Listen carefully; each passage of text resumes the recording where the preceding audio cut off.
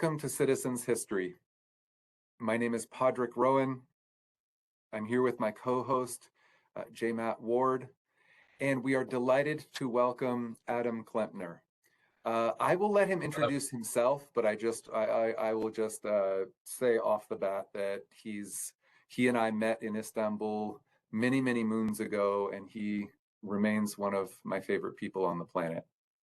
And our topic tonight is, well, we will start with Palestine and Israel, and no doubt the conversation will branch out from there, but I'm looking forward to a very wide-ranging conversation. So welcome, Adam, and could you say a few words Thank to you. introduce yourself? Would I like to introduce myself? Yeah, just I could introduce you, but I'd prefer that you do it. Just Okay. I can definitely elaborate on one of my favorite people and one of the most brilliant people I know. All right. Well, I'm very flattered. I was born in California. I grew up in Israel. I've lived in the States, and for the past 21 years now, I've lived in Istanbul, Turkey, where I teach 5-year-olds English. I'm both an English teacher and a class teacher. So. And I just want to add to that Adam has language skills that I would die for. I spent only 8 years in Turkey, and I'm just not only Turkish, not only Hebrew, but also Arabic. And he's quite an Ottoman scholar as well, even though he doesn't have any initials after his name. That was in the past life. Yes. I'm like a prophet without a book. I liken you, rightly or wrongly, to someone like Freeman Dyson, the famous physicist who never got his PhD. He managed. Well, that's another story entirely. But I would love to start with one of the things that living in Turkey as you do helped me to understand about what's going on, not only currently since October 7th in Israel, Palestine, but also historically, also going back just a very long time, is the extent to which in the Muslim world, we just have a real inflamed opinion. We've got a real anti-Israel sentiment all over the place. And I ran across all sorts of casual anti-Semitism all the time in Turkey that at first shocked me, right?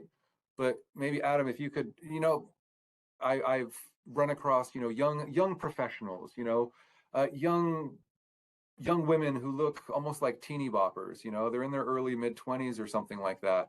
And I've heard them say things like, well, Hitler should have finished what he started. He was right, and he should have finished what he started. To what extent I've never been directly the target of this, by the way, but certainly online there's loads of material of that sort. Yeah. Yeah. So, and I do remember one such, actually, it wasn't directed at me because she didn't know my identity, but one of my students back when I was teaching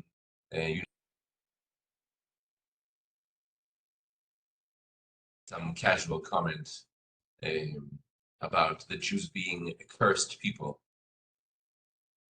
So. Yeah. I mean, there's something deeply ironic I always found about this, because historically speaking, going back all through the last 2,000 years, historically speaking, if you asked any semi-historically literate person anywhere in the globe, okay, who are the most anti-Semitic people anywhere? You'd have to conclude Christians. You'd have to conclude specifically Western Christians, but and there's just all sorts of history that we could elaborate on over the past 2,000 years. But I think it's fair to say that today, if you asked that same question, it would be the most generally anti-Semitic people on the globe are in the Muslim world. Yeah. And that's not to pat Westerners on the back, and that's not to finger wag at Muslims. There are a lot of historical reasons why this is the case, but I was wondering if you had a perspective on that. Well, the only thing that I find really striking about this is how materials that came out of a one world, so materials out of Western anti-Semitism, have been adopted so enthusiastically and pretty much wholesale sometimes by people in the Islamic world. So whether we're talking about the Elders of Zion or um, stuff about the Rothschilds and all that kind of stuff, it's there's very little that's actually original. So Yeah, there's, speaking of, well, could you give a tiny bit of background? Not all our listeners will understand what the protocols of the Elders of Zion are. well, as far as I recall, they were written by a Russian um, kind of, we could say, writer and propagandist, um, who, if I'm not mistaken, moved to the US at some point. Correct me if I'm wrong. I'm I'm not an expert on that, but in the early 20th century, it was a very popular source for anti-Semitic um, propaganda. Yeah. One of the things I'm currently teaching a class on, well, we're talking about a lot of things, but the class is on capitalism. And we just got done with a unit on the Russian Revolution and on Stalin. And it's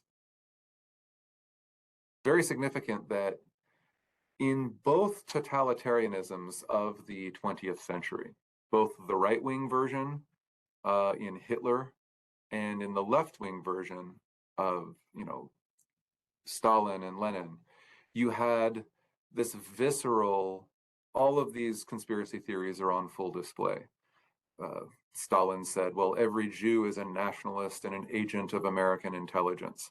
And of course, Hitler had his own, uh, you know, fever dreams on display in Mein Kampf. Well, But it's not really surprising, is it though? I mean, when you have, I would say, totalitarian countries, fascist regimes, generally look for an enemy.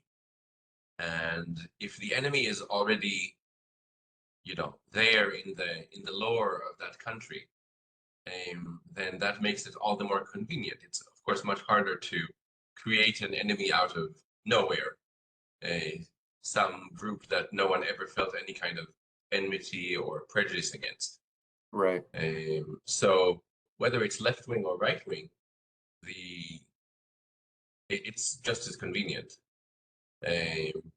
Well, plus in the case of in the case of Stalin, many of the people that he was trying to get rid of in the Communist Party, many of his rivals, especially in the early years, were in fact Jewish. So, I mean, right up to Trotsky himself. So, um, and well, of course, there's always in the Soviet context, there's always the accusation of cosmopolitanism. Being just too international for our taste, kind of idea. yeah, So, yeah. so And the kind of exact ironic same for thing on the other side, a too.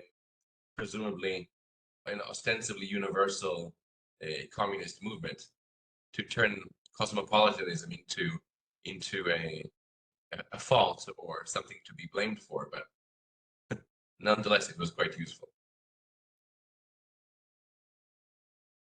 And I don't know. Maybe we lost Podrick. yes, it looks like it. Well, while we're waiting, I can. You said you grew up in Israel. How many years before you moved to Istanbul? Well, I lived in Israel until I was about 25, and Mm, then I moved to the States. mm, Um, I lived for 8 years in Chicago, okay. and then I went to Istanbul, where I've lived for the past 21 years, since 2002, actually. Okay.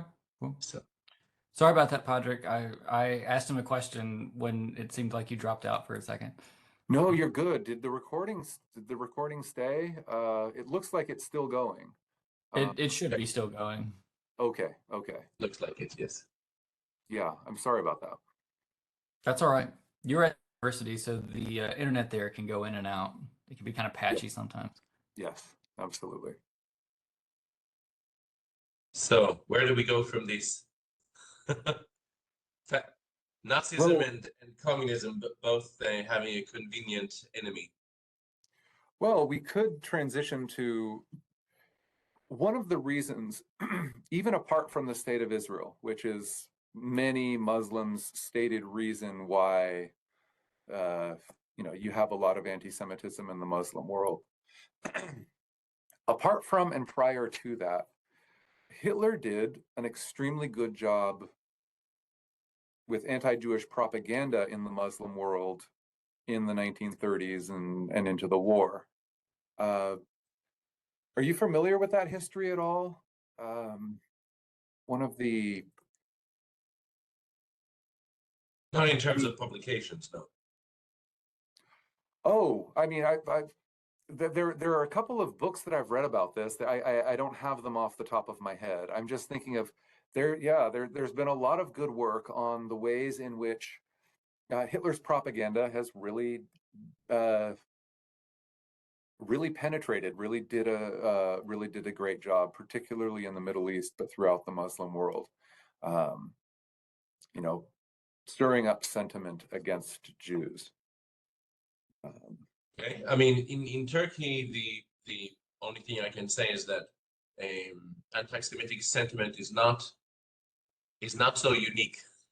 yeah, yeah, In the sense that there is also prejudice and that there are negative feelings towards other ethnic groups, other religious groups as well. So I sometimes jokingly say to people who protest anti-Semitism in this country that in Turkey that is that we're not that special. there's there's plenty of a sentiment against any and all minorities. So, all but too true. the only thing I that comes to mind right away is, of course, which is of course also frequently used as a propaganda fodder by the likes of Netanyahu, is the famous meeting of the Grand Mufti of Jerusalem, Hajj Amin al-Husseini, with Hitler. Yeah, he traveled to Berlin. Yes, yes, that famous meeting is, of course, frequently used in such materials. So, but actual publications, I'm sure they existed. I just don't know them by name. Yeah. I was just doing a talk last week on this subject and, with a few students and faculty. And uh, one of the students who was not born in the West Bank, but his family, his grandmother is still alive there in the West Bank. The family was displaced from East Jerusalem in 1948, and they came to settle someplace north of there in the West Bank. I'm forgetting the exact spot. But one of the things he said stuck out to me. He said, "Look, I'm not anti-Semitic. I'm just anti-Israel." And Okay. yeah, to what extent does this? I can see where he's coming from. To what extent does this make sense? And can we, if at all, parse the state of Israel from Judaism more broadly in any kind of realistic way? I mean, if you're asking my opinion, I think of course it's possible. I mean, and certainly, well, from the point of view of a Palestinian living in the West Bank, that's, well, to some degree quite logical. I mean, of course, he would have feelings of enmity towards Israel. You know, relations between Israelis and Palestinians have always been very problematic. But being able to separate that and say, okay, I have negative feelings about Israel, but that doesn't extend to Jews worldwide. That's, well, in a sense, quite reasonable. Yeah. Now, the only thing is, of course, of course, you have to listen to exactly what people say, yes? Exactly how they frame their opinions on this. I think a lot of times it's less problematic for a Palestinian to speak this way than for a person observing as a third party who isn't involved. Right. And also, I would say a lot of times the areas where there's a kind of overlap between the two is when you have, I would say, more politicians, you know, people who are or activists, people who are in the public eye, who express views against Israel, not you know, Israeli policies, but the very existence of Israel, or who seem to object to the violence that the Netanyahu government wreaks on the people of Gaza, far more than they seem to be troubled about any other form of violence on earth. And as we know quite well, there's plenty of violence in many countries, even in the Middle East. In Yemen, for example, hundreds of thousands were killed in the conflict. Of course, there was the American activity in Iraq. You have violence in places in the Sudan and Chad and those areas. But there seems to be a lot more of a concern with violence when it comes to Israelis and Palestinians than many other places. But that in itself, I mean, expressing criticism of that in itself is not anti-Semitism. Yeah. I mean, before I follow up on that, what was it? Could I ask for a little bit more background? You know, what was it like to grow up in Israel? And you did your military service there, right? Yeah. What were Yes. some of I mean, especially in light of the current conflict and especially in light of the ongoing conflict, what are some of the most significant things that you can, I don't know, pull from your memory about the time growing up and your time in military service? Okay. Well, my dad, despite the fact that he was generally on the right wing of the political spectrum, always encouraged me to learn Arabic and introduced me to people that he worked with, people that he knew who were Palestinians, or of course labels are, you know, fraught with difficulties in this case, but Israeli Arabs, I mean, but we're talking about the same ethnic group, just living citizens of Israel. So that was one thing. And of course, because I took courses outside of school in spoken Arabic, I met other people, other Israeli Arabs, as teachers, for example.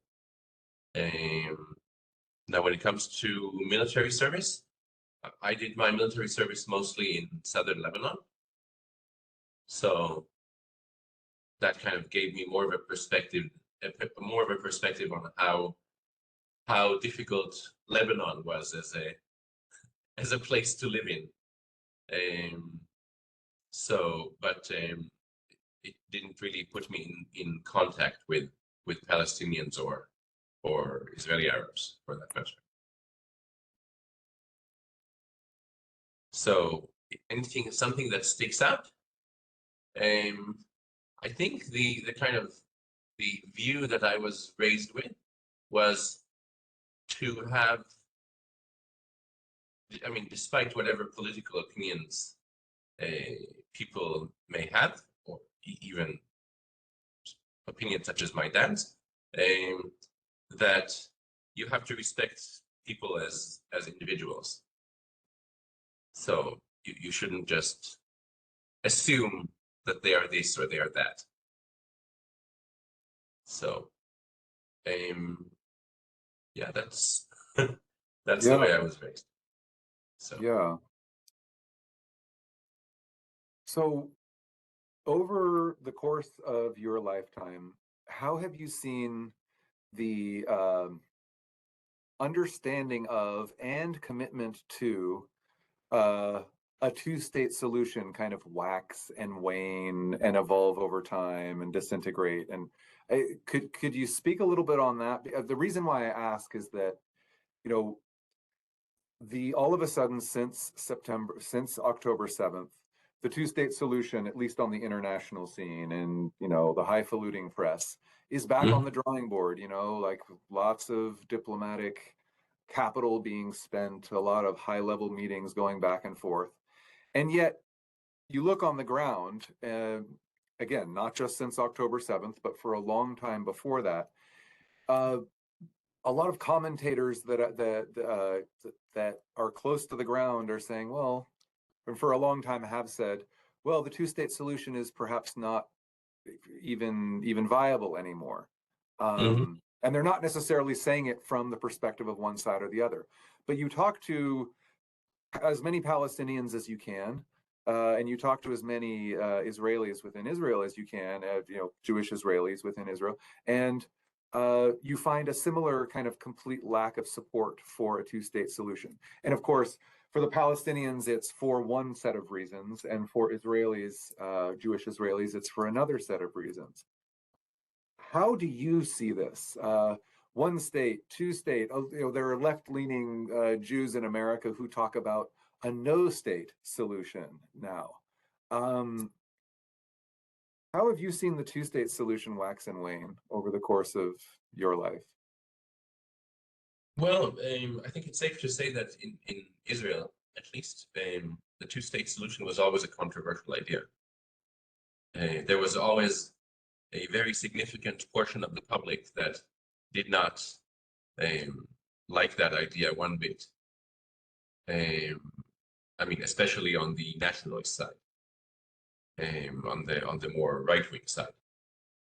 But even on the left, you know, security in Israel, in Israeli politics, is kind of a religion. There's always security this and security that. So a lot of times, certainly people avoided discussing, you know, their precise ideas for a solution. Even politicians who suggested two-state solutions, like Olmert or Barak in the early 2000s, it wasn't like they were going around turning the two-state solution into their ideology. They were just being practical in a way. But they certainly never.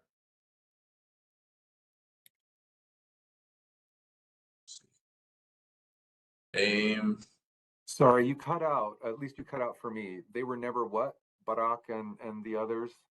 They never turned that into part of their manifesto. It was for them just a way of, I mean, ultimately it was in the negotiations between them and Yasser Arafat, for example, but it was never something that they turned into a topic of political discussions I mean, specifically, they basically were speaking for a compromise, a solution, but they didn't necessarily talk about the two-state solution as their archetype. So it seems to me that basically with increasing levels of, I mean, the two-state solution was always going to be a very problematic idea, practically speaking.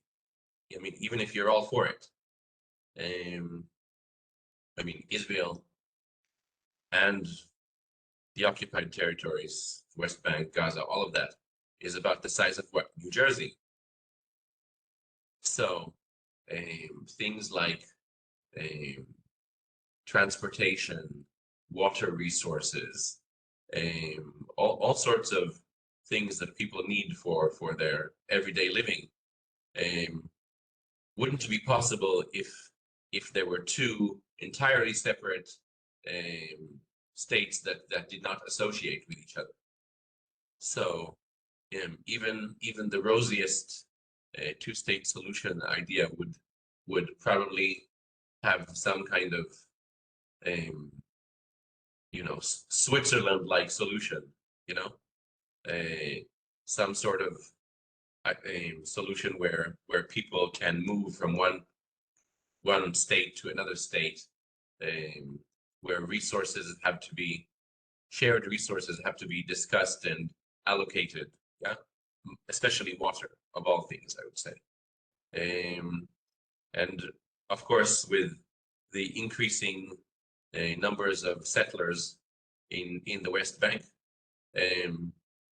it's become, well, extremely difficult to and that's looking at it,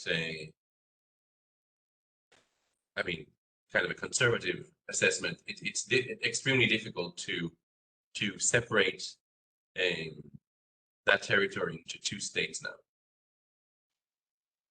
So, and well, for people on the right in Israel and for people on the Hamas side, for example, none of that really matters because they've never entertained the idea of a two-state solution. They've always just wanted one state for the side that they're identified with. Yeah, that way in which so many people, the vast majority of people, are kind of held hostage to those two extreme positions is definitely a big feature of the conflict. But how have you personally thought of this? Do you remember going through? Did you think differently about it when you were in your early 20s than you do now, or has your thinking on a two-state solution remained kind of more or less constant? Well, I think that in my childhood, I certainly didn't think of that as a real thing. When I went to college, I started considering that solution more and more, and certainly when I was in Chicago, that was the solution that I thought was the most viable. But it was clear that it was going to be difficult even then. Now I'm not sure. I mean, the difficulty is, of course, that you have two people that don't really want to talk to each other. So if you have a two-state solution, they still need to negotiate forever on a whole lot of stuff. And of course, one of the most difficult areas of discussion being Jerusalem, for example, because that's where everyone's kind of logic and rationalism gets thrown out the window. For some people, understandably, for other people, it seems utterly insane, but that's the fact of the matter. It just seems like it would be really hard to disentangle the Israelis and the Palestinians from each other. So I'm not sure how practical that is. On the other hand, a solution that otherwise I would be quite all right with, a one-state solution where you have two nations sharing the same state. I mean, right now discussing that seems like, fantasy material. So, I mean, both the Israelis and the Palestinians have gone through such a trauma in the last several months that who knows when they'll be ready to talk about any types of solutions. Yeah. Is it fair to say that in the various rounds of peace or, peace attempts, that the Israeli left has kind of been shredded as a result of that? That the folks, say in the late 90s and the early 2000s who tried to elect a prime minister to push for a two-state solution. And then, the narrative is, well, and then Yasser Arafat pulled out, and so that discredited the peace faction of the Israelis, mostly left-leaning, and therefore the right is in the ascendant now. And now you've got Netanyahu and his being beholden to far-right settlers, and the left being somewhat not inert, but just more or less powerless. To what extent does that narrative, align with reality for you, and to what extent might it be more complicated? I think that narrative is kind of suspect because it was also a big part of the type of demagoguery that Netanyahu and his minions, shall we say, tried to spread in the Israeli public. I mean, was it? I mean, after the negotiations with Arafat failed, was it a failed idea? Was there any chance of it being successful at some later point? I can't be sure, but certainly Netanyahu and his people made sure that that would be impossible.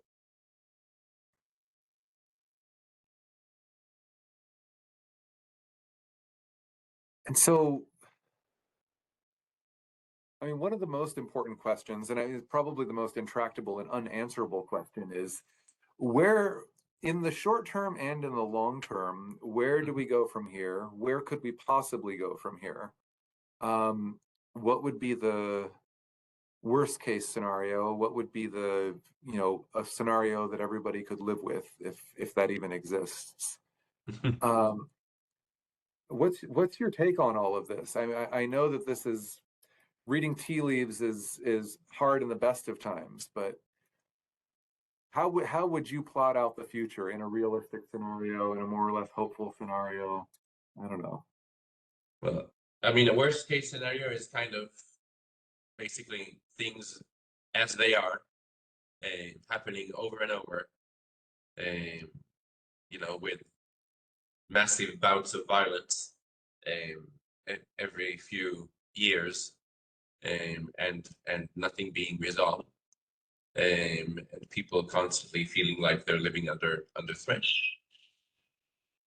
And sorry about that. Anyway,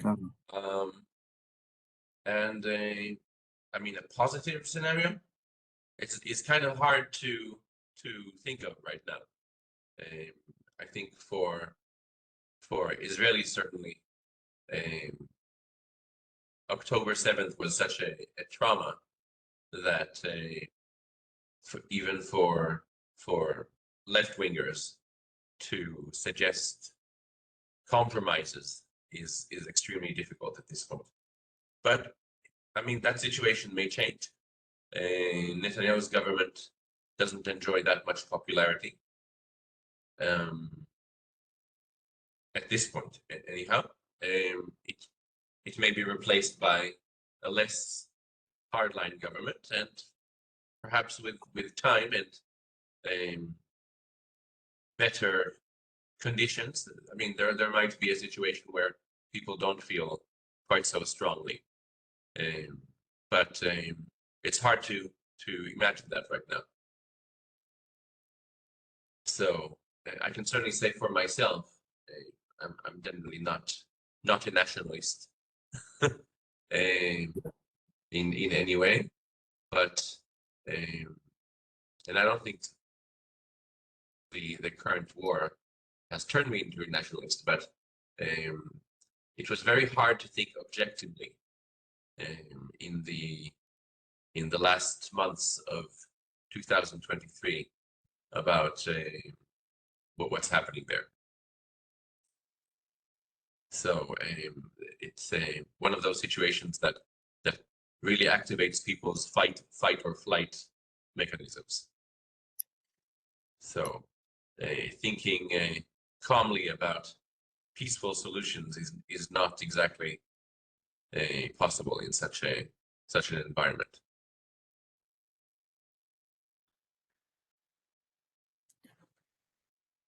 One of the things that I try to impress on my students, and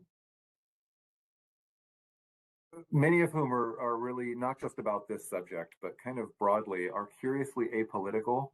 Like, because current political polarization in America is so fierce, and because these kids have grown up in a kind of a world where families are falling out with each other over this and that, it's often much more trivial issues than the ones we're talking about. They kind of have chosen to be apolitical, which is also a political choice, of course. And but one of the things I try to impress on them as we try to explore both sides of this conflict is that, particularly for Americans, this is not merely something that we get to choose sides on. This is also something that, well, our government is, for better and for worse, involved in many important ways. Mhm. To what extent, well, let me, when I was in Israel, this was what, 14 years ago now, when I was going from Jerusalem down to the Egyptian border on a bus, I was sitting next to this Israeli. He was probably a little bit younger than me. But we had this great conversation over the several hours it took to get down there. And one of the things he told me sticks with me. He said, speaking to me as an American, he said, "Look," he said, "thank you, thank you." But he said, in many ways, you've become part of the problem. Perhaps you could pull back a little bit, or at the very least, well, I just want to leave that with you. To what extent could Americans better help, including by acts of omission rather than commission?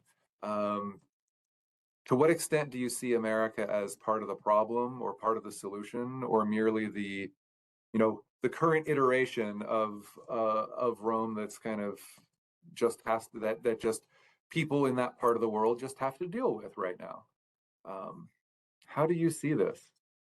Yeah, I think I would. I certainly understand why that person said so. I would choose the latter idea that you mentioned. That basically, every era is going to have its empire, and that's just part of the situation.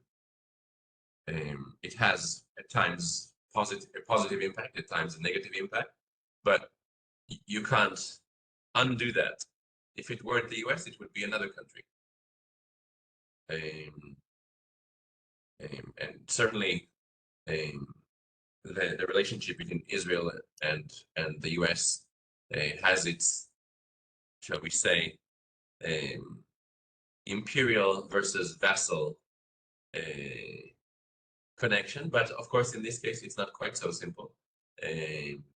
For example, you can see how Netanyahu managed to use American politics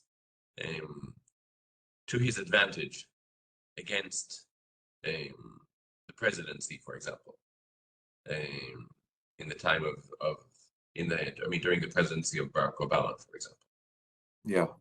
So it's used by people in both places. It's used by politicians in the US. It's also used by Israeli politicians. Does it help reach a better way of life for Israelis and Palestinians? Yeah, I'm not so sure about that, but there's really, you can't cancel that out. If the US doesn't do anything, if American administrations just keep out, then of course things also can go very bad.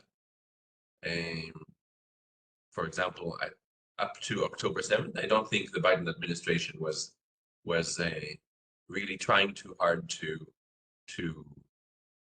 reach a solution or reach some kind of, negotiations between the Palestinians and the Israelis, and that didn't produce anything good, really. And then other times, of course, there are situations where the Palestinian side, especially, accuses the U.S. of being too much on Israel's side. But again, that's not terribly surprising. Israel performs certain functions and services for the U.S. The Palestinians do not. So, much as we don't like to discuss that, imperial politics have their demands. Well, regardless of whether we like it or don't like it, we should discuss it. Like, how do you see those functions and tasks?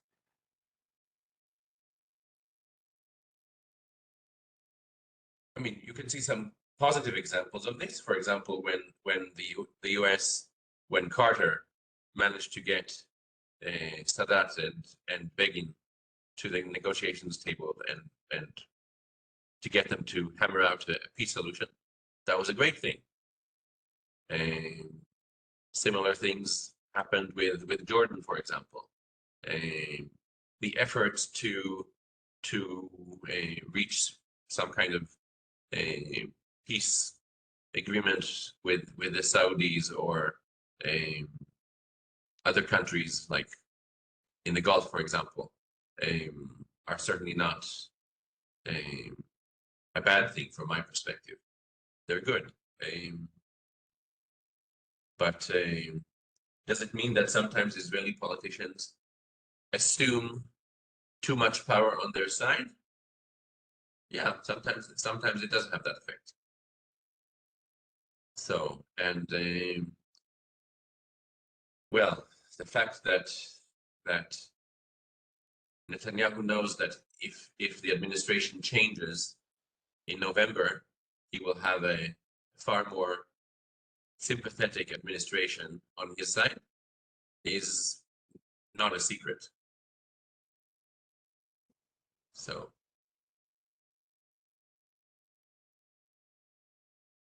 Yeah, kind of tying all these threads together, where we start our chronology is going to do a lot to, well, just illuminate our argument, right? Our claims.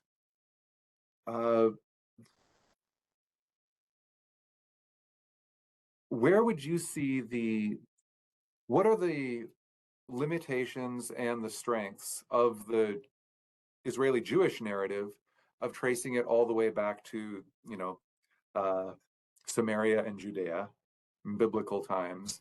And what are the strengths and weaknesses likewise of starting it in 48 or in the time of the British Mandate? To what extent does that help us to press our claims or undermine our claims? For Israelis, you mean? For Israelis now, yeah, I want to ask you about Palestinians as well in a second.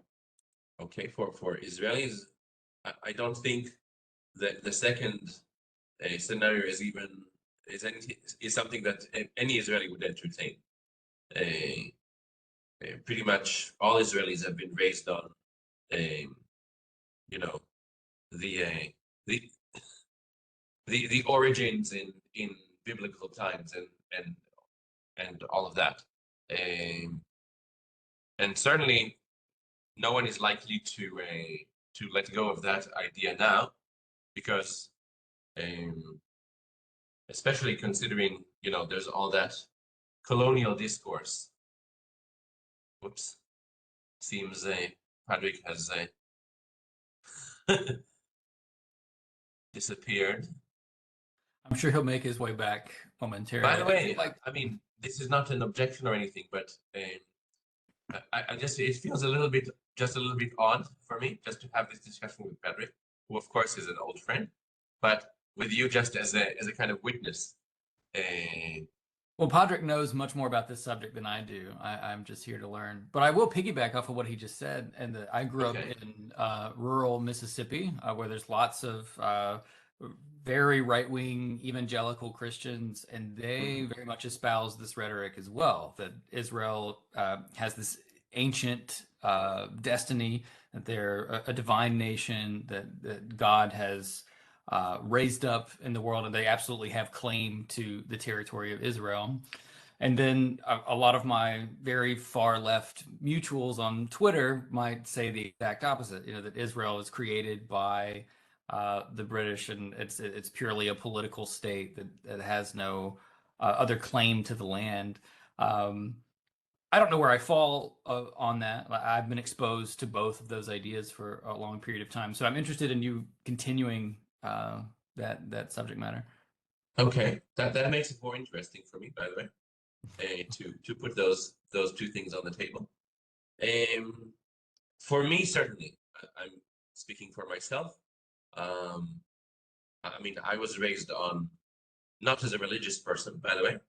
The evangelicals in Mississippi, for them, it's a big part of religion.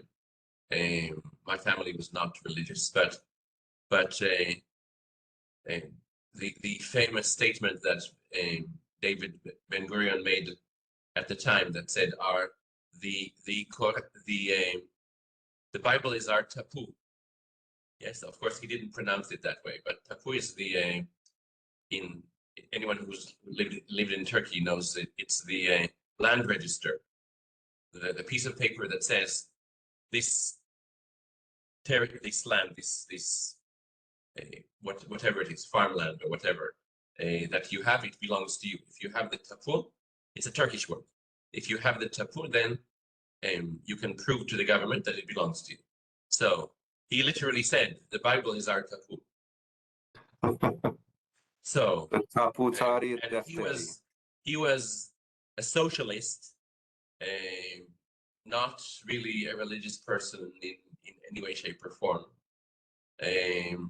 So yeah, Israelis, there's no way Israelis will stop talking about that. I mean, especially with all these left-wingers worldwide just painting Israel with this tar brush of, oh, this is just another colonial regime, and they don't belong there, etc., etc. So another example of using their rhetoric, certainly not mine, of another example of white people taking advantage of indigenous people, kind of thing. I mean, for Israelis to go back to the Bible is there is no alternative to that. Now, of course, if you want, I mean, to do it as a mental exercise, the fact is Israel has existed as a state for 75 years now. You could theoretically make the argument of, okay, we're here, like undoing Israel doesn't mean less pain and suffering, for example. But yeah, I don't see, and this is actually an argument that gets some traction among Arabs who are looking towards compromise. Yeah, because in the Arab world, of course, everyone agrees, they don't like Israel, but a lot of people will say, okay, we don't like it, but it's not going away, so we have to deal with it as it is. So in people like Anwar Sadat, the president of Egypt in the time of the peace accord, would probably have supported that kind of idea. So, but in And Israel then he gets itself, assassinated. yes, of course, yes. But in Israel itself, I don't think, even for the most secular, even for atheist Israelis, that's not not in the cards. But would atheist Israelis use that same terminology, Judea, Samaria, to talk about the West Bank? Are there No, they might not gradations use of this those biblical narrative? specific words, but that's just picking and choosing from the biblical narrative. If you're asking just about the use of the words Judea and Samaria, yes. So they would say the occupied territories, which incidentally is also a term invented by the Israeli Supreme Court to refer to them. But are they going to say, oh, the fact that the Hebrews lived here 3,000 years ago is irrelevant, or what is really our connection with them? Yeah, I don't see that ever happening. So, what about the biblical narrative on the other side? The Palestinians, the Philistine, the Philistines. What kind of claim would that be? I mean, we can delve into 20th century history in a bit, but are these historic claims going back that far explicitly thrown out in contrast to an Israeli narrative? yeah, I think so. Also, for the Palestinian side, I would say it's really kind of unnecessary. I mean, does one really need to argue, my history is longer than yours? I mean, it seems kind of absurd in a way. I mean, Palestinians have lived in that land for a very long time. Sure, you could make all sorts. I mean, Israelis make arguments that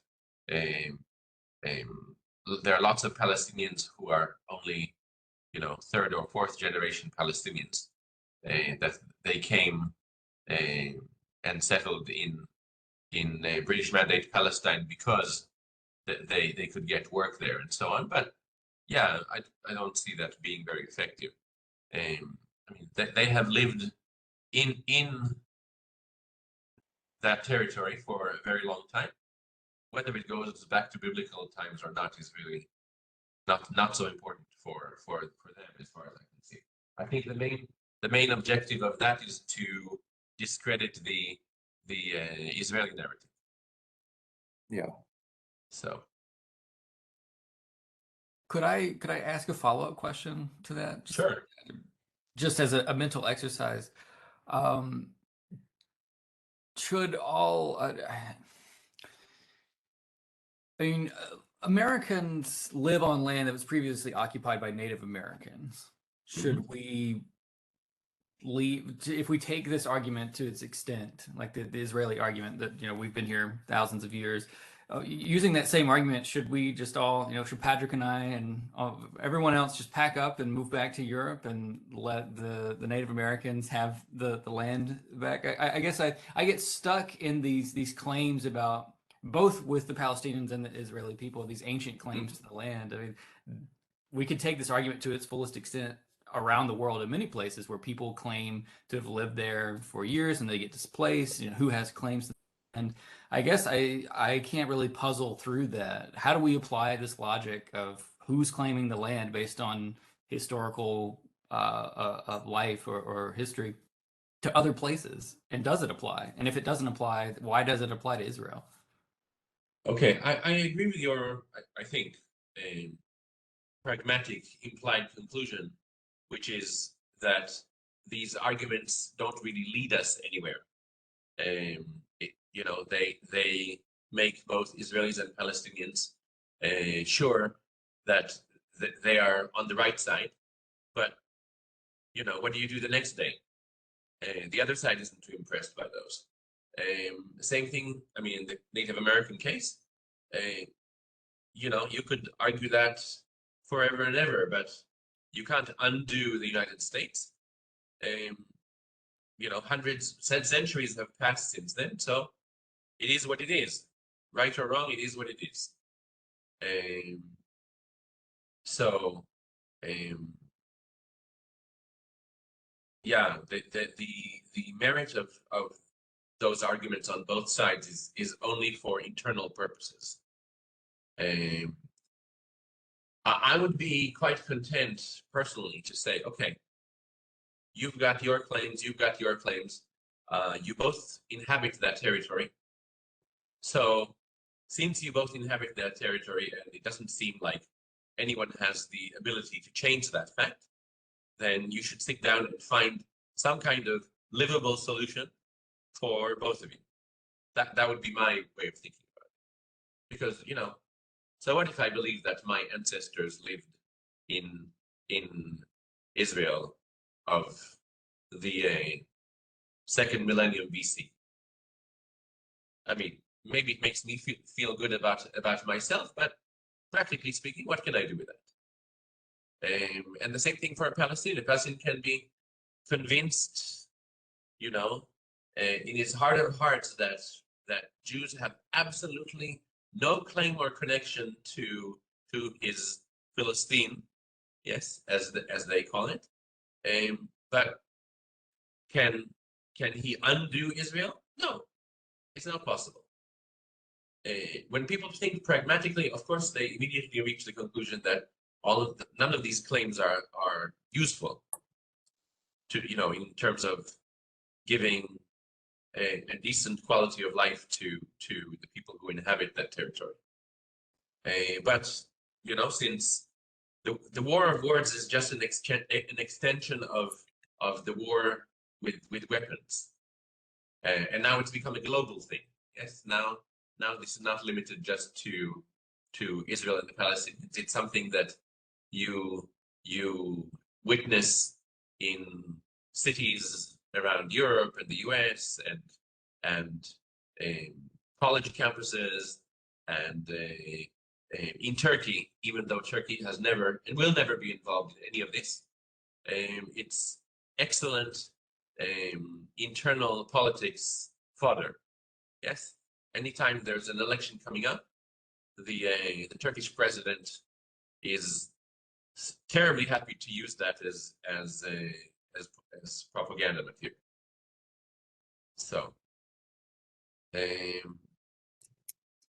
So yeah, I mean, pragmatically, none of this is useful. But can it be avoided? I don't know. I mean, it does personally. It bothers me when people seem to. It just strikes me as mentally lazy to just stick the whole colonial discourse thing on Israel and Palestine. Just say, oh, that's all there is to it. Yes, I mean, if pressed, I could even understand that there are some factors in how Jews settled in the 20th century and how that was connected with the support of the British Empire and all of that have certain colonial connections, but just using that as a simple narrative and saying, okay, that explains everything, seems really absurd to me. So, so it's the sort of thing that unfortunately you end up having to discuss on the public stages, um, on the internet, on college campuses, and so on. Padraig, did you want to follow that up, or can I ask another question? I'd love to. Let me ask a quick immediate follow-up, and then just I'd love to know what the weak points of that narrative as you see them are, because just to let me throw this analogy at you, and then so in the same way that the United States, in some ways against its own inclinations. At first, we were against the French attempts to reestablish its own colonial rule in Indochina, what is now Vietnam, in the wake of World War II. And then we end up in the Vietnam War, right? We end up after the French disastrously get defeated and they leave, we end up in there as, you know, thinking that we are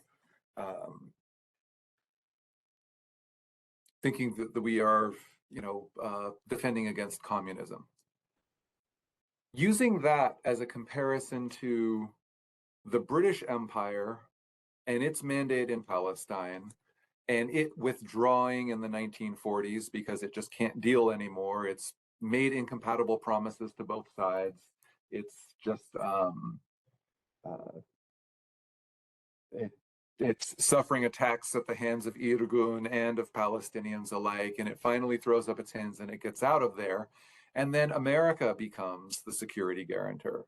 So America kind of inheriting that mantle from the Brits in Palestine and inheriting a similar mantle from the French in what was then called Indochina. Mm-hmm. What do you think of that analogy? And okay, what would be the strongest way to in this case say, okay, I understand there's some elements of that colonial theory that can apply here, but where does the analogy fall short? Where is it not that? Okay. Well, for one, when my great grandmother and great grandfather came to settle in the Galilee from what is now Ukraine, they certainly were not aware of anybody's colonial ambitions. They came to settle there because, as far as they were concerned, it was the land of their ancestors, and of course, it didn't do any damage that living in Russia, in the Russian Empire for Jews in that time was a very difficult and at times a dangerous proposition. So, also for my paternal grandfather to go from Poland when he was 16 because he did something that would have gotten him in trouble with the anti-Semitism of Poland at the time, for him to escape to Israel. Yes, it was good in that sense that the British government controlled Palestine at the time and allowed him to come there because the other countries would not. But that does not work with the colonial narrative very much. So from the American side, I can see that it works. But again, as you yourself said, you said at first they did not. They were not planning on that. They did not set out to be benefactors of Israel. In fact, when my dad was a teenager, and Israel at the time was quite the socialist state, in some ways reminiscent of Cuba. When the Korean War started, he would draw maps of how the the communist North was going to defeat South Korea that was supported by the Americans. So maybe all of this is anecdotal information, but just to give an example, yes, the sympathies of many Israelis in the late 40s and early 50s were with the Soviet Union, not with the United States. In fact, I don't quite, I can't be sure about this, but you might want to check which of the two, the US or the Soviet Union, decided to recognize Israel first. Because Yeah, that's interesting. I thought I was under the impression it was the US, but I could be wrong. Yeah. so if the Soviets came second, it wasn't by much. So now other aspects of this, of course, now just to make it more convenient, because in the US it's about whites versus people of color. There's a tendency to kind of stick that on Israel and Palestine. And of course, there it fails miserably. Anyone who has been there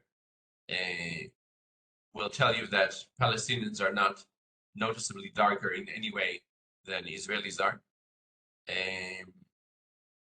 Unless unless you know the language or you're tuned into other cultural factors. If you're an outsider, there isn't. I mean, you couldn't guess who is an Israeli and who is a Palestinian. I suppose I got mistaken for an Israeli a few times when I was in Israel, but I never got mistaken for a Palestinian.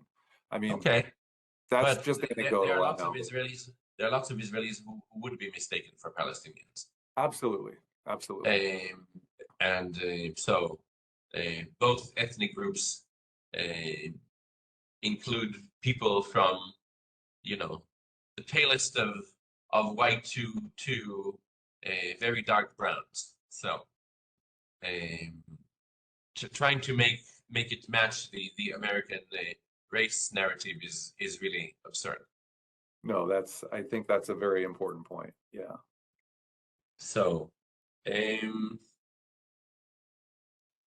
other factors, pro and con. Well, certainly the fact that Israel is, in terms of its economy, a fairly advanced economy, whereas much of the Palestinian economy remains far more basic, a lot more reliance on agriculture and on much simpler, like very low tech, basically. I mean, even that's changing, but slowly. Yeah, so if you wanted to argue, okay, this is also a factor, there's economic exploitation of the Palestinians by the Israelis, you could make that argument. But of course, there are all sorts of forms of economic exploitation. Not all of them are equal colonialism. The Syrian refugees that moved to Turkey are definitely economically exploited by Turkish citizens, but I wouldn't say that there's a colonialist situation here. So it's just a very severe oversimplification. So by saying this, I'm not arguing, oh, there's no exploitation or everything is just, great and wonderful. And what the Israelis are white as snow and the Palestinians are just victims of the whole situation. Yeah, that doesn't help us. Since Israel has more power on its side, then obviously, as a result, it's also the side that has the capability to do more harm, long term anyway. So you could see elements of these things, but just simplifying it to that point, I think, is unhelpful. Yeah. Also in the sense of, okay, when there were British colonies in Africa, or when the French were in Indochina, they could just, I mean, ultimately they did when things got too uncomfortable for them, and holding on to those countries didn't have the benefit that it had for them before because of all this struggle. They just left. But in the case of Israel, that's not the case. Sure, are there Israelis who could move to another country? Yes, of course there are. There are also a lot who couldn't. So there is no mother country somewhere else waiting for them. So that and well, certainly after the experience of the past few months, noticing how certain behavioral patterns of, you know, with anti-Semitism suddenly reared up their head in a whole lot of countries where, you know, previously you could be forgiven for saying, oh, that's in the past, it will never come back. I think Israelis from this also got the lesson of you have to make this work because you don't have another place to go to. So that was certainly there in Israeli discourse. J-Matt, did you want to ask a question? Yeah, my previous question had been about, you know, how can we think more critically about land claims as an argument. Now I wanted to flip it around to the other side. Let's say that Israel has an unquestionable claim to the land that it holds and the land that it's occupying. What sort of ethical responsibilities does it have in its very precarious situation surrounded by Arab nations? What kind of responsibilities does it have in its relations to the Palestinian people? And I asked that question for based on some conversations I've had with people in the past. And I know very little about Israel Palestine, but I knew a guy in graduate school who had been to Palestine many times, and he was virulently, I will not say anti-Jewish, but anti-Israel. And he said, you know, they shoot the water containers. They're keeping the Palestinians in an open air prison. They snipe people. The way that they treat the Palestinians is just awful. It's a war crime. Certainly, my Twitter feed is filled with videos of suffering Palestinians right now, and people saying that Israel is committing a genocide. And I'll add in another story.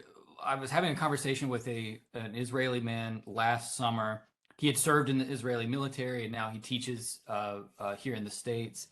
And this is, of course, before everything that's unfolded since October 7th. And I was asking him his opinions about Israel, and he said that he very much supported the state of Israel, but he didn't like Netanyahu and all of the, as he referred to them, religious fanatics running the country.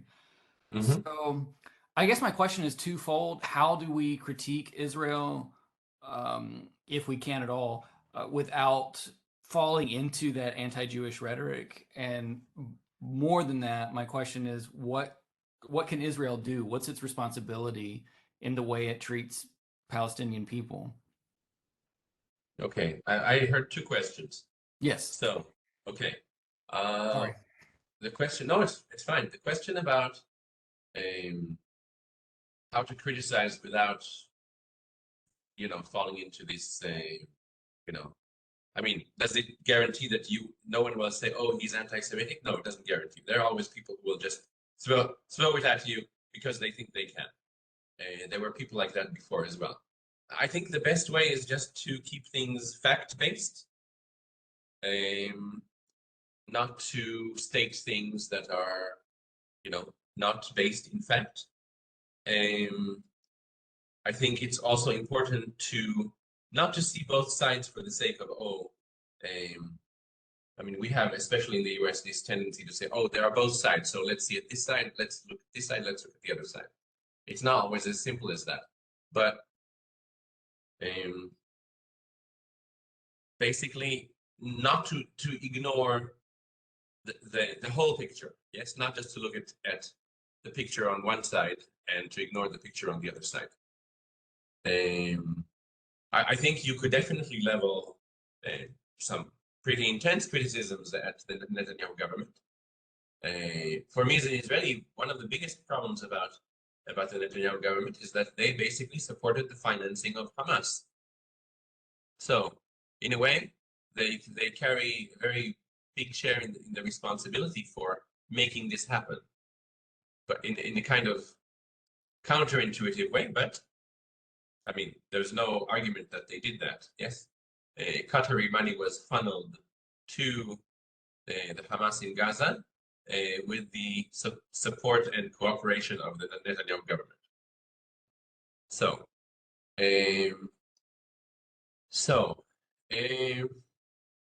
like, of course, the word genocide is thrown around a lot. From my perspective, that's just basically emotional violence. Now, I would be the first to say that the death of, by now they say 30,000 Palestinians is a terrible thing. I mean, yes, are there those among them who were fighting as soldiers for the Hamas? Yes, I'm not sorry for them, but certainly there are also a lot of women, children, old people who were not fighting anyone, and the fact that they died is a terrible thing. But is that a genocide? No, it's not. If that were a genocide, then we would be drowned by genocides. Then I think around 170,000 civilians who died in Iraq as a result of the American invasion, that would certainly be a genocide if 30,000 is a genocide. It's very ironic to me when the Turkish president talks about what's happening in Gaza as a genocide, especially considering Turkish history. Yes, if you know anything about what happened with the Armenians or even the Kurds in the 90s and so on, there are significant examples of far more severe violence, let's say it that way. Yeah, if we start labeling every war where lots of civilians are killed as genocide, it'll become meaningless.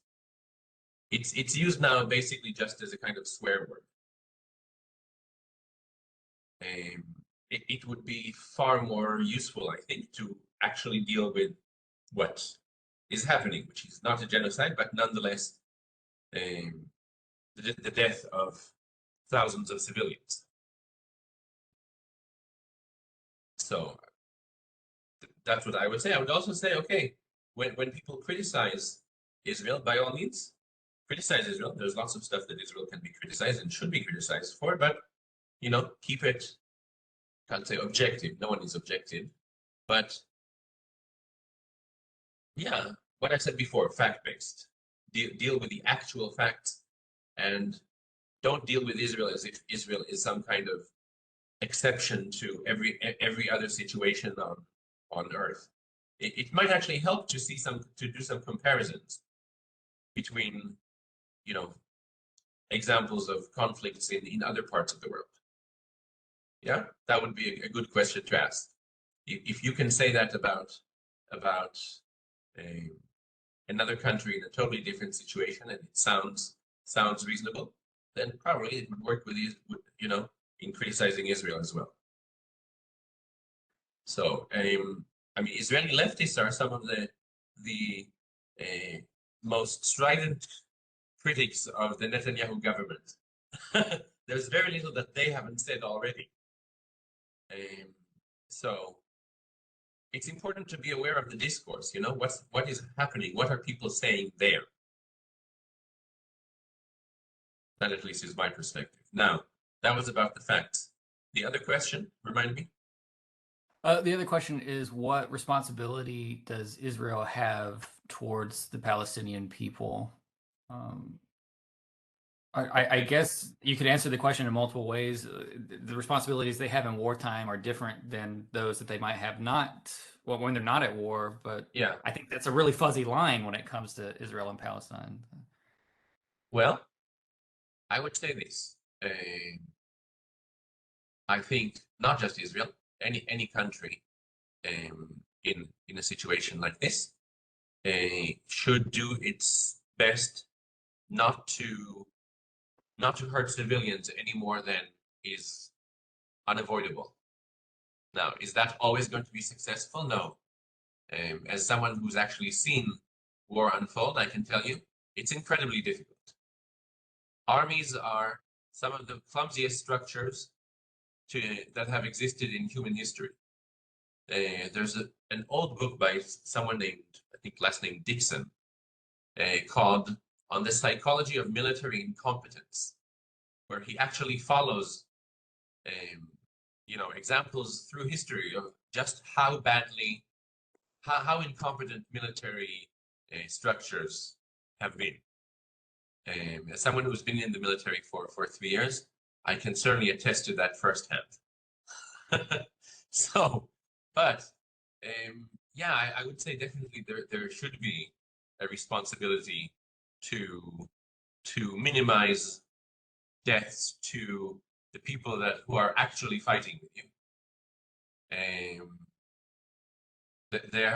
I know that there are some things that Israel does do to try to reduce that, but whether that is enough or not, I can't say. There have been all sorts of claims both ways. Yeah, like, so right now, if you wanted to know, did Israel do enough? I think you'd have to look at a lot of reports and find out. I don't have all that information. It's possible that they didn't do enough. Certainly, with the government full of religious fanatics, it's possible that they gave unacceptable messages to the military. But also, the Israeli military is not quite in the same mind frame as the Israeli government at the moment. So just because a minister in the government said something doesn't mean that commanders in the field will do the same thing. So certainly in terms of people that it governs, yeah, Gaza was not under Israeli government, but in terms of Palestinians that are actually subject to Israeli control, of course, it's entirely responsible for their well-being, not just in the sense of physical safety, yeah, also in terms of services that they need to get, all that stuff. Yes, basically they need to be treated as human beings. So, is Palestinians who are Israeli citizens, by the way, there are around 2 million of them, by the way, are not part of this, yeah, because they are Israeli citizens. Obviously, at least legally speaking, they should enjoy the same rights and privileges of an Israeli citizen. There are also arguments about that, but an Israeli citizen is an Israeli citizen regardless of his ethnicity. So that's at least my perspective. So, so if Israel, for example, remains in Gaza for I don't know, months or years, basically, it will need to take care of the civilian population there. Definitely. I don't think they could claim otherwise. This brings up we had a previous guest on the podcast, and this wasn't the center of our conversation or anything. He's a world historian, but he was speaking about he was floating this thing that he called, and many people are calling, the South African solution in Israel Palestine, meaning a one-state solution. And this brings up the question of, so JMAT brought up the genocide charges. Then there are also the apartheid charges, right? So the South African problem, the South African solution. Especially given the South African government just recently filed charges Yes. with filed these genocide charges.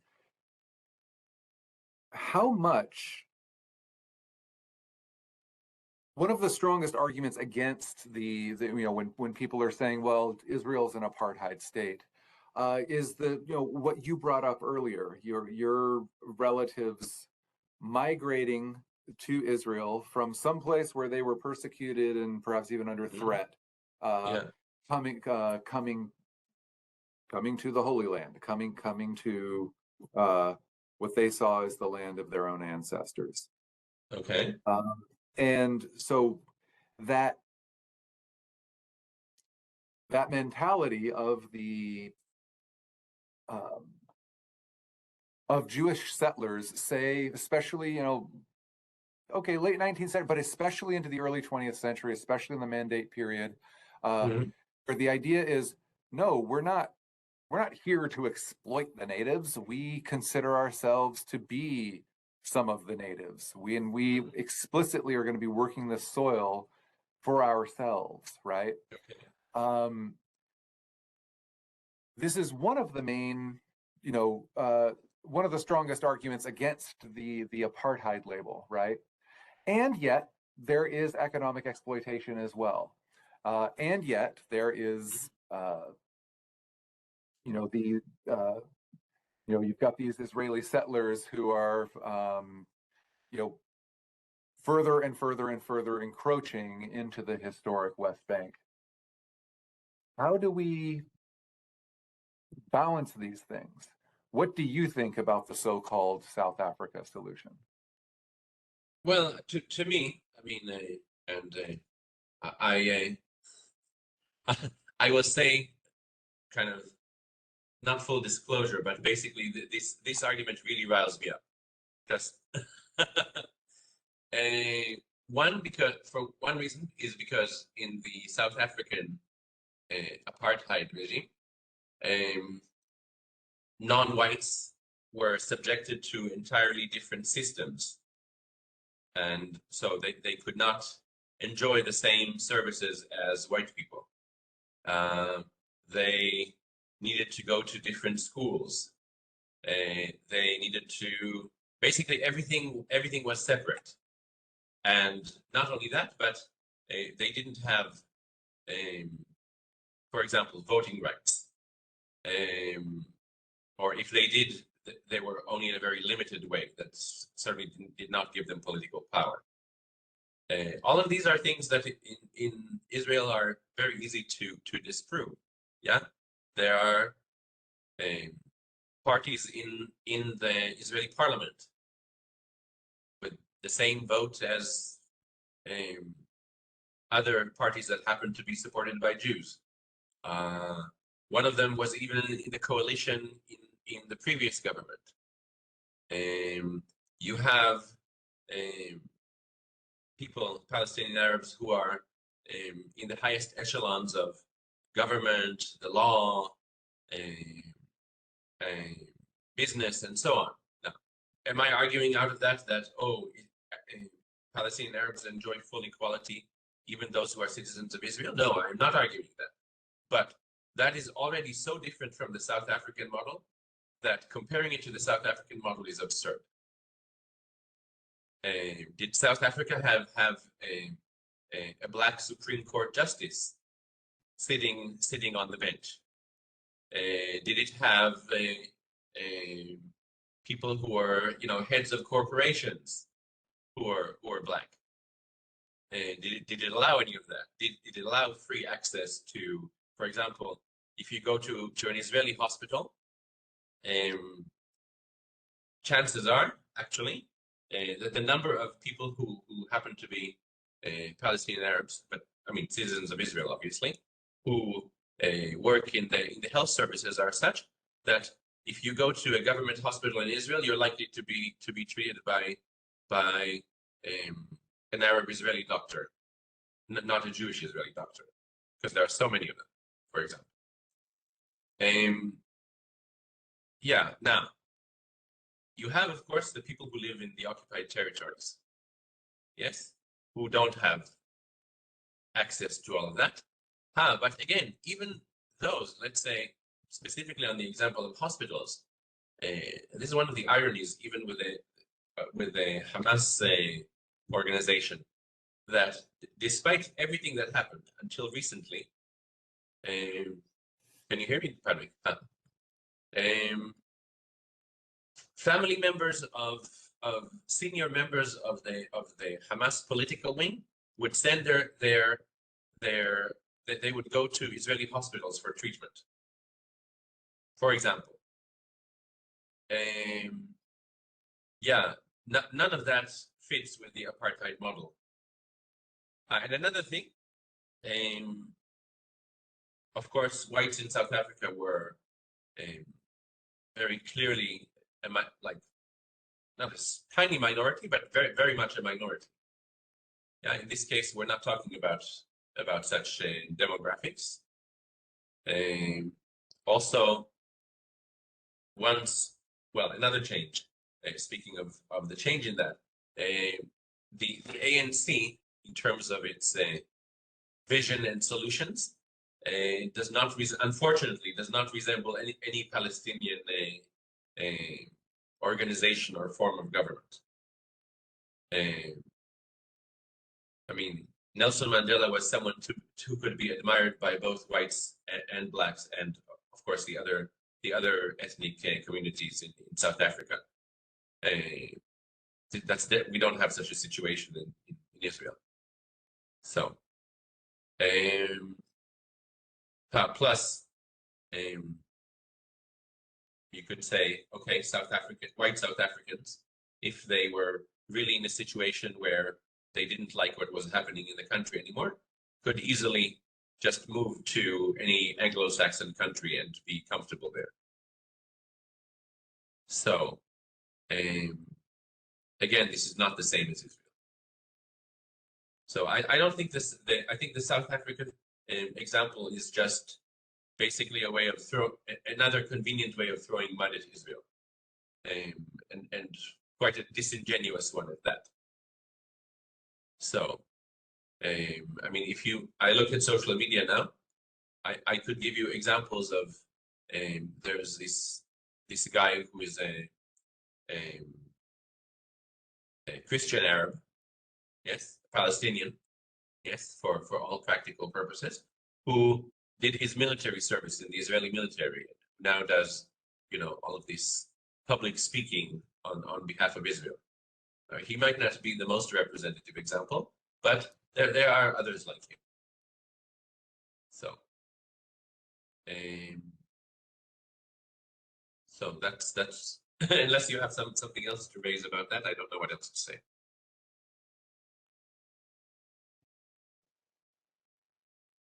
No, absolutely. Fun fact, by the way, can you hear me? Yes. Fun fact, I was surprised at some point in my time in Turkey to realize that not all, but a lot of Turks really, really don't like Nelson Mandela because Why? Turkey attempted to give him the Atatürk Award. Apparently, there's an Atatürk Award, the founder of modern Turkey, and Nelson during his lifetime, and he turned it down. As you might imagine, in the 90s, that was some of the biggest violence between the government and the Turkish government and the separatist Kurdish fighters. And Nelson Mandela steered clear, thus enraging a good portion of the Turkish demographic. Okay, not surprising.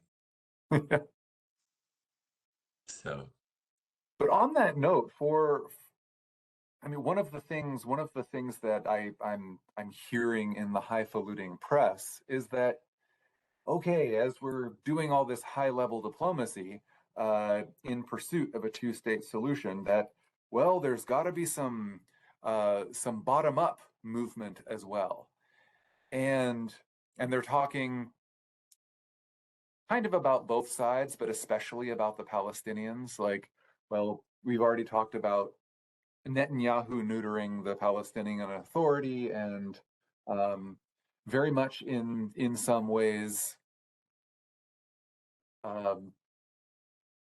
I don't know if supporting Hamas is the right way to put it, but certainly enabling Hamas at the expense of a more moderate, much more sclerotic, of course, Palestinian Authority.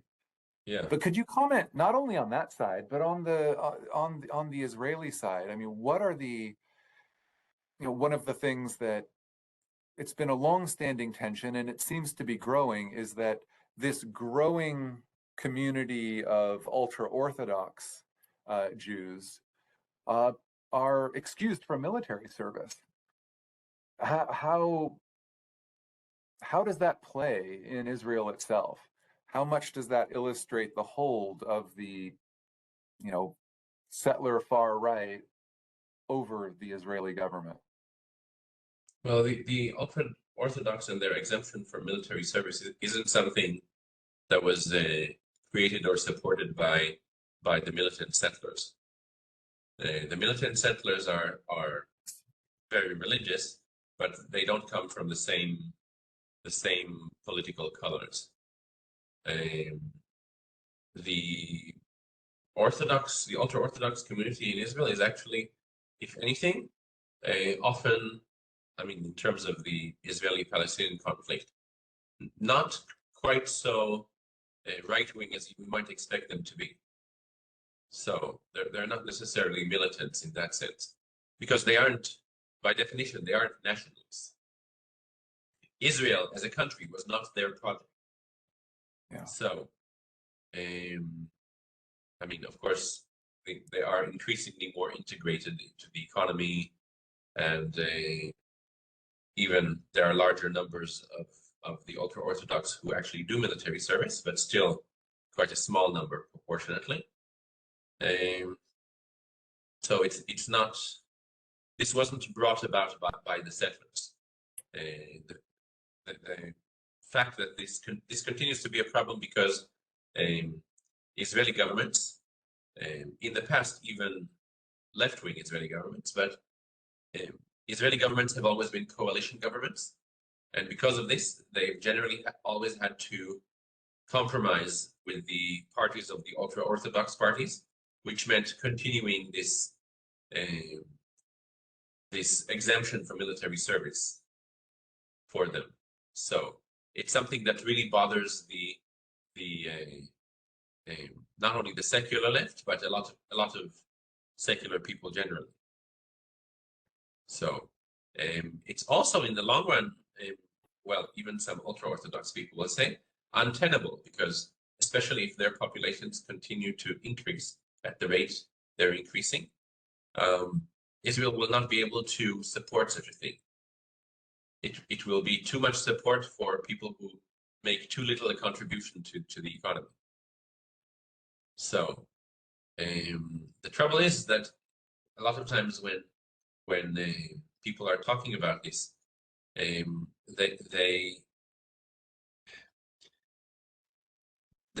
trouble a lot of times is that the people who are continuing this exemption are political apparatchiks. The people who object to this aren't talking directly to ultra-Orthodox citizens. They're not trying to speak to them directly and say, hey, I have a problem with that. Yes, if you are, you live in this country, you enjoy these services, this is not fair. This is impossible to maintain in the long run. You really need to do your share. So, but well, if anything, the latest war has had at least a small impact in convincing a number of ultra-Orthodox people that they had to somehow participate in the effort, even if not as soldiers. So, but that's a totally internal Israeli issue. It has very little impact on the Palestinians and the Israelis and their conflict with each other. Yeah, what about on the Palestinian side? We have, famously or infamously in 2006 when Hamas was elected. you this was in part called for by the United States. The United States was, of course, hoping for a more moderate uh, party to get elected. So wrong Yes, answer. Yet the cat is out of the bag, and yes, all indications are that if you held a democratic election on the West Bank, that in spite of everything, uh, Hamas might indeed become the people there. What yeah, what do Palestinians need to navigate if they want to? Uh, I mean, to the extent that you can, you know, remove the gerontocratic government of the Palestinian Authority and Mahmoud Abbas. Um, what are yeah. what I are don't some of the know. paths forward there? None of this seems very very likely. I mean, and here I'm not speaking. I mean, my opinion on this is not any more valid than yours or JMAT's. Yes, like we're both. None of us is a Palestinian. So I hesitate to speak on their behalf.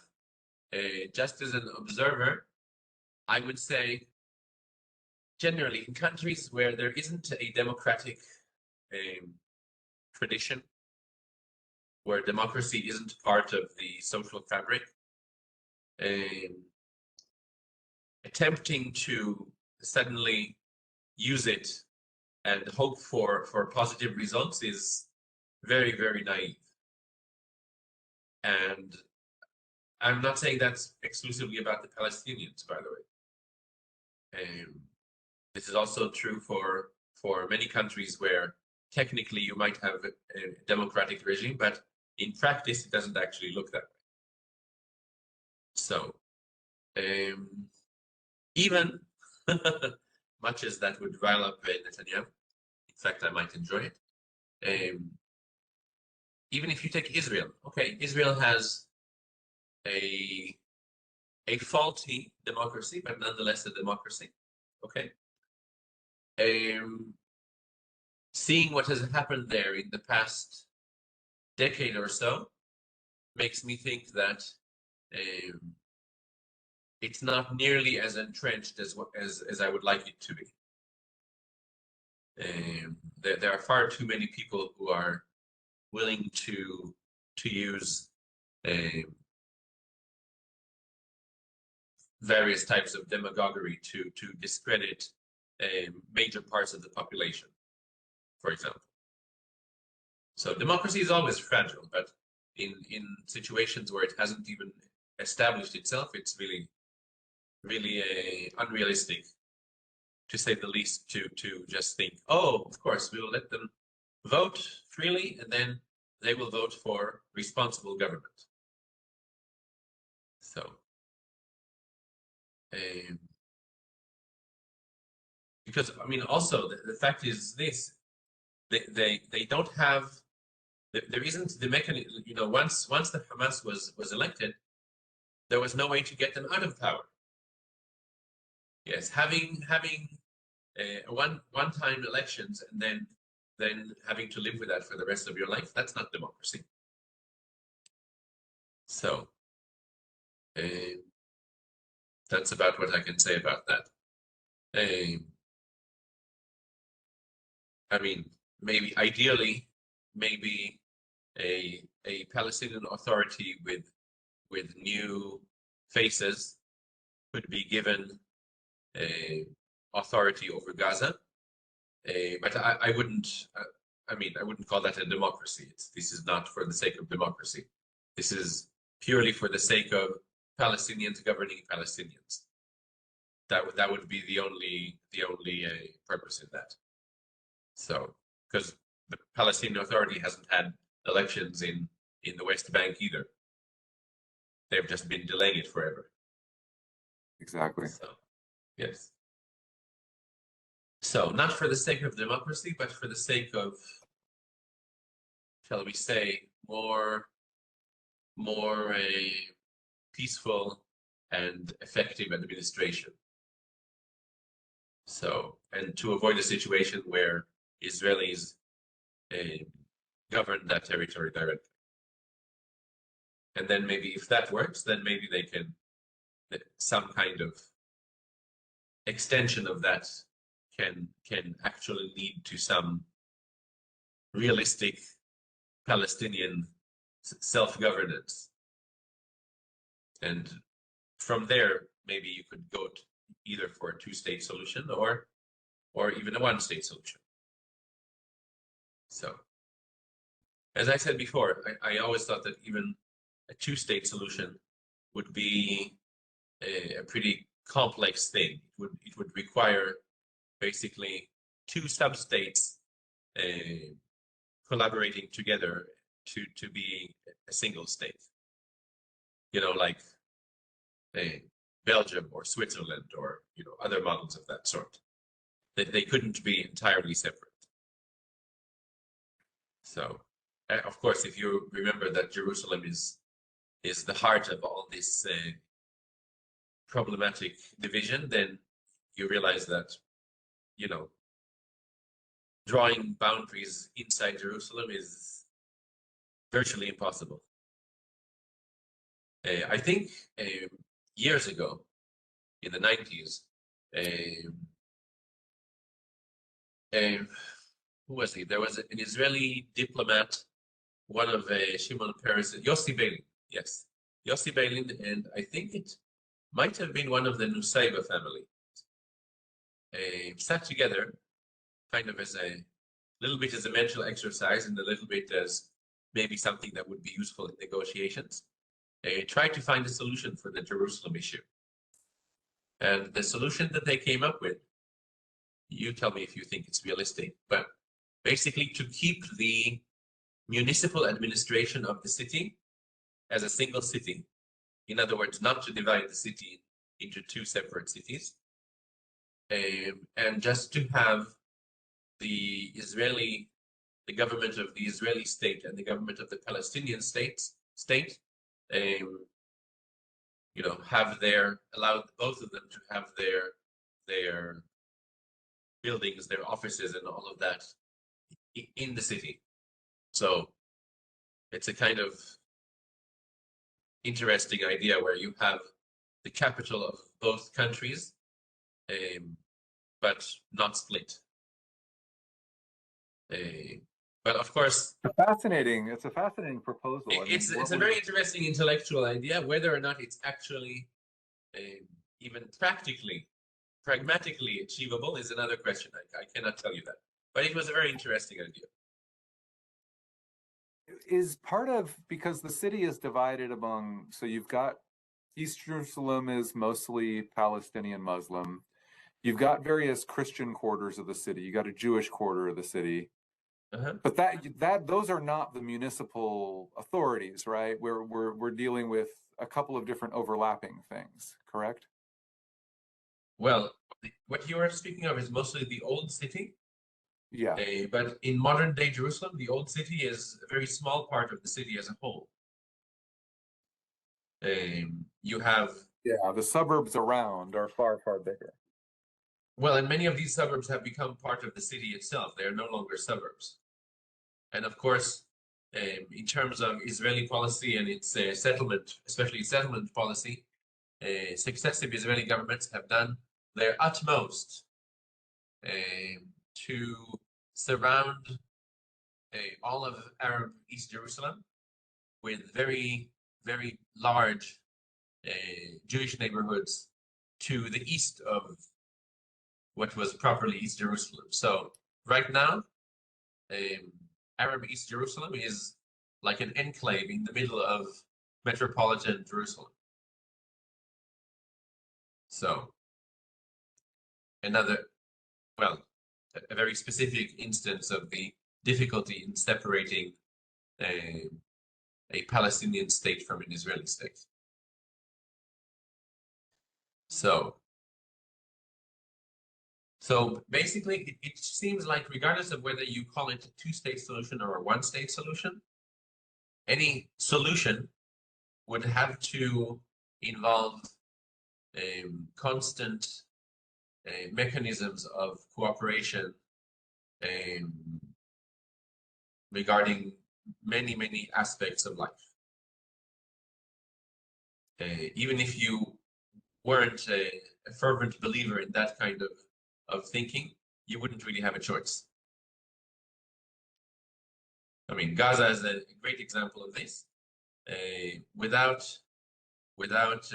Israel providing Gaza with water and electricity, Gaza can't exist. So, for example, so yes, all of this is food for thought. I don't know Do if you you have have any anything questions? more. And I don't have anything more. In fact, I probably need to head out pretty soon. I don't know if you were going to keep talking, Podrick. You can handle it a lot better than I can. But Adam, I did want to say thank you so much for your enlightening perspectives. I really enjoyed talking to you. Thank you. I've got to do a few other things before I head to another meeting on campus, so I'm going to bow out. But I'll leave it in Yeah, your I'll hands, see Podrick. you very soon, J-Matt. Okay, thanks. All right. Take care. Yeah, Adam, any final thoughts? Well, I really appreciate this. I know we could go on for a whole lot longer, but yeah, I have to say this maybe because of the way you steered the conversation. It was much easier and calmer for me. I expected to have a little bit more. Well, I didn't expect some kind of really mean-spirited discussion, of course, but I thought there would be places where I'd have considerably more difficulty. And we didn't even mention, basically, maybe because it wasn't directly relevant to this, but how it's been living in Turkey since October. So it hasn't been too easy. Although again, no one ever said anything, mean or obnoxious to me personally. It's just the general climate. yeah, I mean, maybe we could wrap up. I mean, I know we could say much more about it, but maybe we could wrap up with this. How has it been? I know that the land south has been the center of our discussion, but have you noticed more casual anti-Semitism than usual? What has been the government rhetoric? What kind of things have you seen on the streets? Well, just you see Palestinian flags in many places. Still not, not every street corner, obviously, but you certainly see them in some places. In the first couple of months, there was a lot more of that. There were all sorts of government-supported demonstrations on that topic. Politicians from almost every political color, but especially from the government side, would expound their views on the subject. And of course, none of them had very positive things to say about Israel in any way, shape, or form. Of course, online. This is something that you are aware of if you have Twitter accounts or things like that. But online, there's always been this anti-Semitic vein. It became far more forceful during the first few months, and it's still there. Yeah, I think in that sense, Turkey isn't all that different than other countries. Like, I think social media really brings out the worst in people very often. If you just listen to what people say online, you would say, okay, humans cannot possibly reach agreements and compromises on anything. So, you have this in the American example. Think of it this way. Let's say an Israeli and a Palestinian look at internal American politics and try to understand it. It would be impossible for them. They would say, we are arguing about matters of life and death. Yes? And you are having arguments about stuff that most of the time you just do your thing, and stop worrying about it. Like, what's the big deal? Um, I mean, the things that Americans fight over, this is not to say they're irrelevant or unimportant. I mean, I'm also an American, but um, those are actually, I think, in a lot of situations, the things that people in America disagree on would best be solved outside of politics. That's what I would say. Oh. In the Israeli-Palestinian case, there's no choice but to do things through politics. Although, I will say this, there are things that regular citizens can do to achieve less, a lower level conflict, let's say it that way, and to make people aware that, the other side that they think of as their enemy is also, made up of living, breathing human beings who are not all that different than we are. If you just deal with things through politics and military force, you really can't get to any kind of compromise.